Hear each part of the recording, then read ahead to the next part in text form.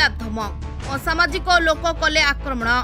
घटना को नहीं चंदका थाना रे अभियोग करिसेंती जागा मालिक प्रमोदिनी पंडा।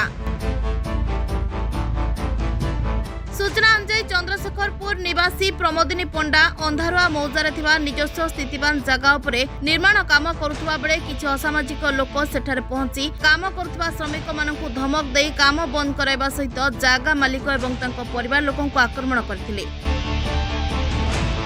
ए संपर्क रे अभियोग परे पुलिस जनकु गिरफ्त करथिबा बेले अन्य अभियुक्त माने फेरार अछंती।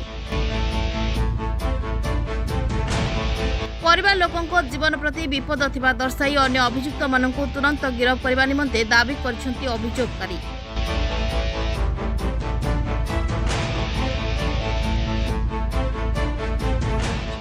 थाना को आसवा कारण हूँ 2 दिन है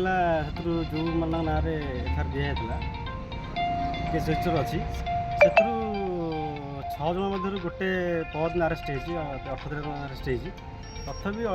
24 घंटा पर भी कहीं कोर्ट फाट करा तेणु आमर जेहेतु नुआ आईसी आसती संपूर्ण भरोसा अच्छी आवेदन भी ये जी अरेस्ट हो प्रशांत जय सिंह तुरंत कोर्ट फाट करा बाकी जो रहीगले 5 जन से यथाशीघ्र अरेस्ट करूँ ये मोर नवेदन आईसी नहीं आईसी माने संपूर्ण भरोसा विश्वास अच्छी जेहेतु नुआ आसती विषय बहुत भल भी शुणुचु से कौन पर रखिंट आम तो जापरूँ तथापि आईसी पचार आईसी कही जगह को लेकिन जाइए बर्तमान स्पट उपरू तो देखा जो कौन विश्वास अच्छी से तुरंत फरवर्ड करेंगे कोर्ट फरवर्ड तो देखा जो कौन हो बाकी जो 5 जन रहिले तुरंत अरेस्ट करा ना आसामी मैंने बाहर बोले आम जीवन प्रति विपद अच्छे कौन ना कौन करदे जेहेतु आगु एम अलरेडी 6टा केस रजिस्टर अच्छी आईसी आम देखी तथा देखा कौन से न्याय आमको दौर निश्चित आम संपूर्ण भरोसा विश्वास अच्छी जेहेतु नुआ आई आईसी विश्वास अच्छी देखा कौन कर